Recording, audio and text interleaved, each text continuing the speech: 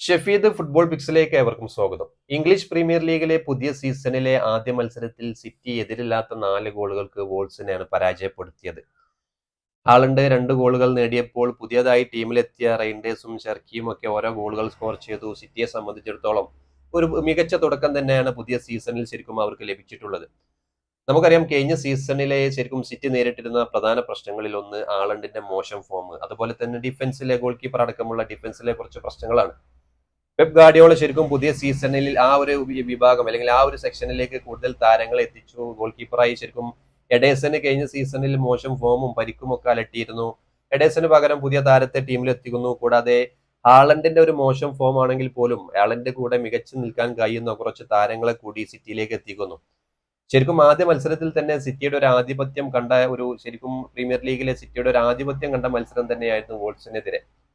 വരാനിരിക്കുന്ന മത്സരങ്ങളിലും സിറ്റി ശരിക്കും ഈ ഒരു മികച്ച ഗോൾ ശരാശരിയിൽ നമുക്കറിയാം, സിറ്റി ഓരോ തവണ പ്രീമിയർ ലീഗ് ചാമ്പ്യന്മാരാകുമ്പോഴും ഗോൾ ഡിഫറൻസിൽ ഒരുപാട് മുമ്പിലായിരുന്നു. അതായത് ഓരോ മത്സരത്തിലും ശരാശരി 3-4 ഗോളുകൾ സിറ്റി എപ്പോഴും സ്കോർ ചെയ്യാറുണ്ട്. ഈ ഒരു തുടക്കത്തിൽ തന്നെ സിറ്റിയുടെ ഈ ഒരു മത്സരം കണ്ടപ്പോൾ ശരിക്കും പോയ സീസണിൽ തുടർച്ചയായി 4 തവണ കിരീടം നേടിയ സീസണുകളിലെ സിറ്റിയുടെ ആ ഒരു മത്സരമാണ് ശരിക്കും ഓർമ്മ വന്നത്. അതിൽ പ്രധാനപ്പെട്ട ആളുകളിൽ ഒരാളായിരുന്നു ഹാളണ്ട് ഏകദേശം എല്ലാ മത്സരങ്ങളിലും സിറ്റിക്ക് വേണ്ടി ഗോളുകൾ സ്കോർ ചെയ്തിരുന്നു ആ സമയത്ത്.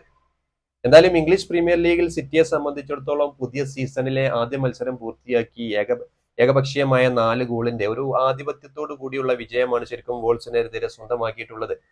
ഗാർഡിയോളെ സംബന്ധിച്ചിടത്തോളം ഹാളണ്ടിന്റെ ഫോം ശരിക്കും ആദ്യ മത്സരത്തിൽ തന്നെ 2 ഗോളൊക്കെ അടിച്ച് ഹാളണ്ട് ഫോമിലേക്ക് തിരിച്ചെത്തിയത്, അല്ലെങ്കിൽ അദ്ദേഹം മികച്ചു നിൽക്കുന്നത് ആദ്യ മത്സരത്തിൽ തന്നെ മികച്ചു നിൽക്കുന്നത് ശരിക്കും ഗാർഡിയോളെ സംബന്ധിച്ചിടത്തോളം വരാനിരിക്കുന്ന മത്സരങ്ങളിൽ സിറ്റിക്ക് മുതൽക്കൂട്ടാകും.